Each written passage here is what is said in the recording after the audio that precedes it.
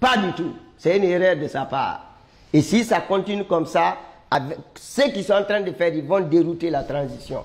Je le dis, et souvent quand je dis, l'histoire me donne raison. Parce que eux qui doivent défendre la loi, parce qu'ils sont là-bas pour faire la loi, si c'est eux qui donnent les mauvais symboles, les mauvais signes sur l'application de la loi, là, il faut avoir peur. Donc la politique générale du gouvernement, le Premier ministre ne doit pas venir. Le Premier ministre n'a même pas besoin d'élaborer une politique générale.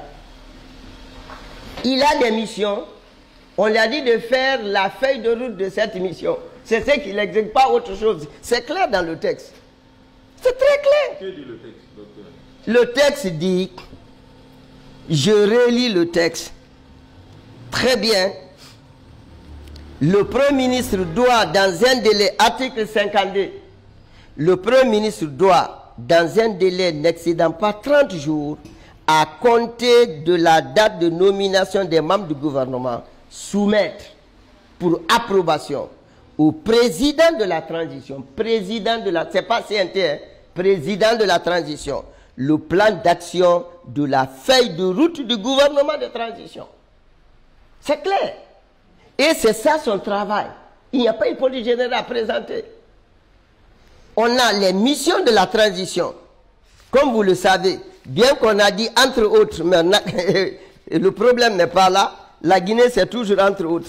On n'a jamais voulu que les choses soient claires. Si vous regardez les feuilles de route, la feuille de route de la transition, c'est pour répondre de ces missions. Quand il y a une politique générale, c'est ça. Mais il ne s'appelle pas ici politique générale, parce que ce n'est pas fait par le Premier ministre, ce n'est pas sa politique générale.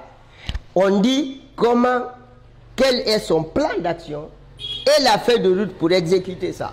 C'est le travail là qu'on a confié au Premier ministre. Pourquoi vous lui demandez une politique générale du gouvernement? Je dis c'est une confusion totale entre un gouvernement de la transition et un gouvernement normal. On dit que le CNT c'est la représentation nationale, c'est que même le docteur Dansa a dit. Mon cher ami, le CNT n'est pas, ils ne sont pas des représentants de la nation. Ce n'est dit nulle part ici. Aidez-moi à lire dans la charte où c'est écrit, ils sont représentants de la nation.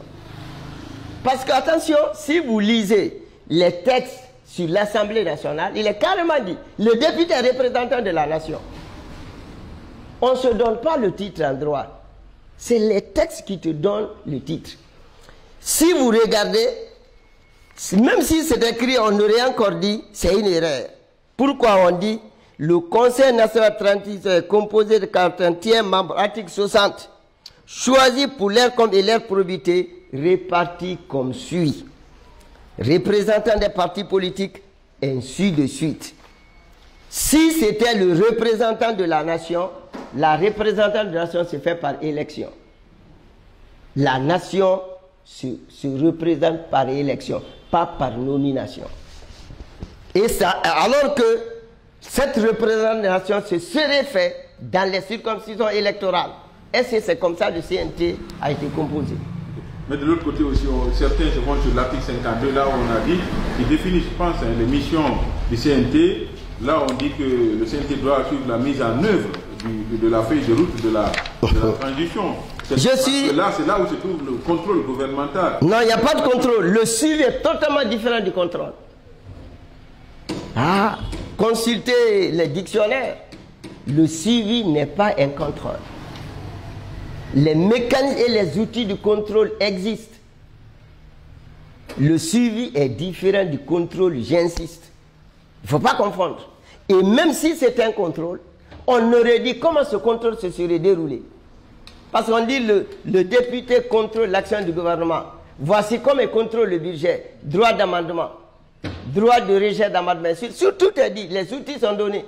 Mais ici on dit suivi. C'est une compétence attribuée au CNT que le CNT ne peut pas exercer. Parce que le comment n'a pas été dit. Les outils de suivi n'existent pas. C'est ce que je veux dire. C'est pourquoi la charte a assez de problèmes. Mais quand on dit, revenons là-bas, l'article 57, lisons, de suivre la mise en œuvre de la feuille de route de la transition. Quand on dit, comment? C'est ça la question. C'est une nouvelle fonction attribuée au CNT. Hein. C'est une nouvelle fonction. Celui qui l'a attribué devait dire comment ça se passe. Et il nous aurait dit le suivi c'est quoi. Parce que ce qu'on connaît, le temps normal, attention, le député, les représentants de la nation élaborent les textes, contrôlent l'action du gouvernement et dernière constitution 2020 évalue les politiques publiques. C'est les trois. Ici, quand on regarde, élaborer les textes, examiner, ça c'est domaine de la loi. Suivi, contribuer, mais comment contribuer? C'est ça le problème. Et ici, c'est très difficile pour un juriste parce que tel que c'est écrit, si une loi organique devait venir, la partie aurait dit, il sera complété, cette disposition sera complétée par une loi organique. Ou une loi organique interviendra pour expliquer comment faire le suivi, comment contribuer. Ça n'existe pas. Donc même si le CNT se confectionne un droit pour faire ça, c'est une violation de la charte. Elle n'a pas cette compétence. Okay. Donc pour vous, en clair, le Premier ministre n'a aucune obligation de venir devant le Parlement du CNT pour présenter sa politique générale. Il n'est responsable que devant le président de la transition. Très bien. Il n'est responsable, c'est pas moi qui le dis. Article 50 alinéa 2.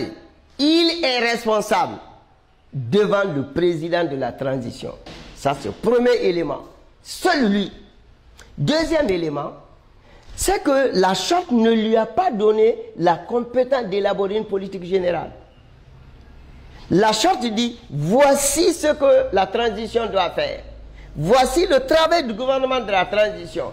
Pour le faire, tu nous dis comment. Ton plan d'action et la feuille de route. Il ne faut pas aller loin. C'est qu'il faut être de bonne foi. Si on veut que ce pays fonctionne, il faut qu'on soit de bonne foi et qu'on accepte à ce que les valeurs soient devant. Mais tant qu'on est avec les petits copains, l'intérêt matériel égoïste, on va retarder le pays. Ou bien c'est des choses qui ne nécessitent même pas un débat. C'est tellement clair. Donc le président du CNT n'a pas raison. Je répète, c'est par erreur qu'il ose même, j'utilise le mot, je n'aime pas utiliser ces mots, interpeller un premier de la transition pour lui demander de ce qu'il ne doit pas faire, ce qui ne relève pas de sa compétence.